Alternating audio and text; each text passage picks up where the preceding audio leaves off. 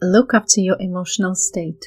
If you stutter or experience any other emotional issues, perhaps you're feeling down, vulnerable, ashamed of yourself, feeling like a helpless child, and uncomfortable in certain situations or even right now, this video will help you understand the reasons and provide a practical tool to switch from anxiety, nervousness, unease to the state of composure, mental clarity, and empowerment. Listen to this video as often as you need. Look after your emotional state and tend to it as your Garden of Eden.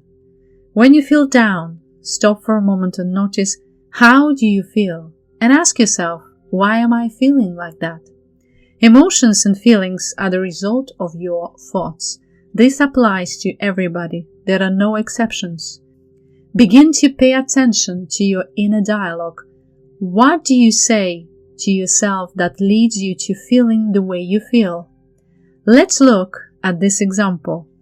You are on holiday and checked into your hotel room. The room is too noisy, music plays all day long, you cannot rest nor get a good night's sleep.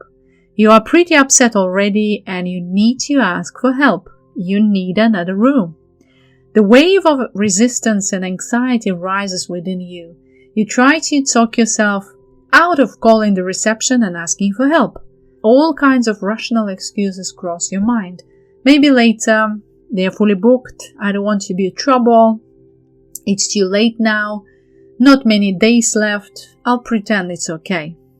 And the more you try to coerce yourself into not asking for help, the more frustrated and angry you get. Why don't you just ask for what you want? Because you are afraid they will refuse? No, that's not the real reason. What you are afraid of is what you will say to yourself if they refuse. How will you react? Putting yourself down, tormenting yourself for days on end, feeling less than, rejected, ashamed, small, worthless. I shouldn't have disturbed these people. I'm a troublemaker. I'm not a good boy or a good girl. How stupid of me. I'm such an unlucky loser. Nobody cares about me. I should just accept it and be quiet. It's the story of my life. It serves me well. Most people never notice how self-deprecating and punishing their inner dialogues are, making their relationship with themselves almost unbearable. I emphasize, it is you telling yourself all these things. And the good news is, you can stop it. By choosing to say something different and doing it on purpose. For example, I'm a client. It's their job to look after their guests. I have the right to ask. People are here to help me and they want to help me. I deserve a good night's sleep. I have the right to ask. You're not afraid of people refusing to help you. You are afraid of what you will say to yourself when they refuse and if they refuse. I want you to ask yourself a question. What do you typically say to yourself when somebody refuses you and says no?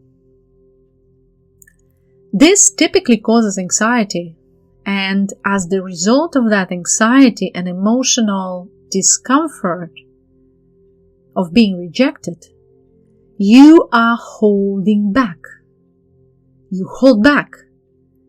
You want to say something, you want something, but you step back from it. Holding back is the essence of speech anxiety. Let's take another example, asking a girl on a date. You're feeling shy, unsure, anxious about asking her for a date. Comes from your thoughts. Things you say to yourself, even though you might not notice those inner stories. Your inner story might sound something like this. I'm not good at conversation. I won't make a good impression. She will feel bored with me. I don't know how to entertain her. She is too cool for me. I'm not good enough. I'm not an interesting person. She will reject a guy like me. Now, spinning such thoughts in your mind unconsciously, even without noticing, will inevitably trigger anxiety, fear, panic, and self-sabotage. Self-sabotage is deciding not to ask her out. Basically, you make yourself feel so uncomfortable and so inadequate, you escape. Even if you really like the girl, you walk away. Now, what are you not allowing yourself to feel here? Not allowing yourself to feel whatever comes up is holding back. You block yourself because of your fear of what your worst critic that lives inside of your head will say if she refuses your advances. You are afraid of what you will say to yourself, nobody else.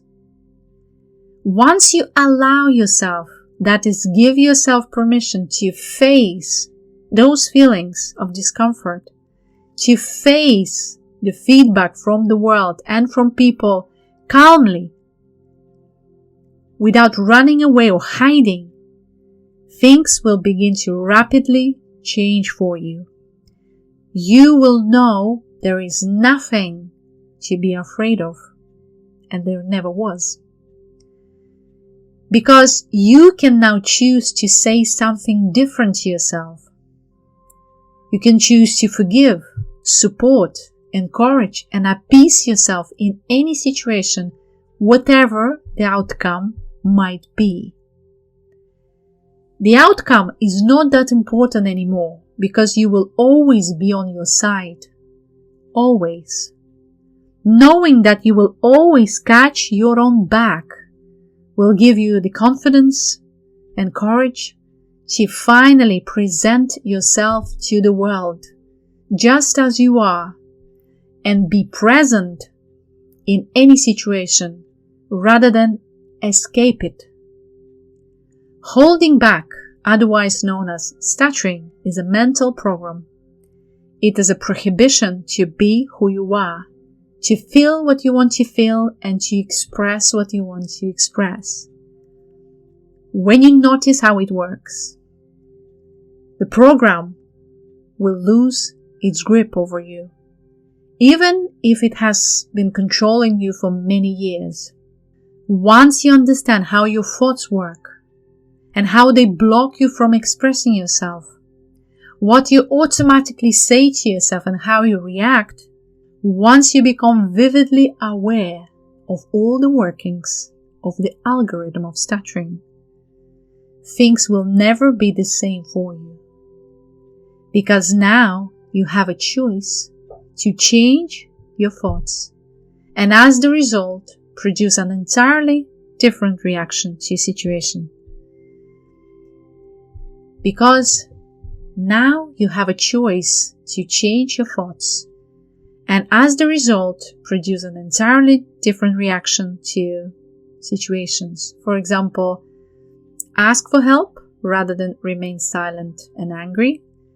Ask her for a date rather than miss out and feel like a loser, hating yourself even more.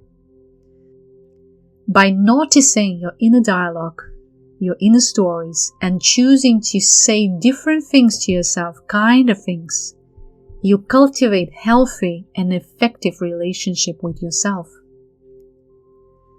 It is all about learning to love yourself unconditionally. It is only when you learn to love yourself and build healthy relationship with yourself, you can begin to build just as healthy relationships with others and with this world. So look after your emotional state. Choose your thoughts. Make it your priority every day. Remember, your inner landscape, the landscape of your thoughts and your emotions, is your Garden of Eden. It's time to pull the weeds out and treat yourself kindly. Self-love is a skill we all need to learn. Learn to return to and live from every day.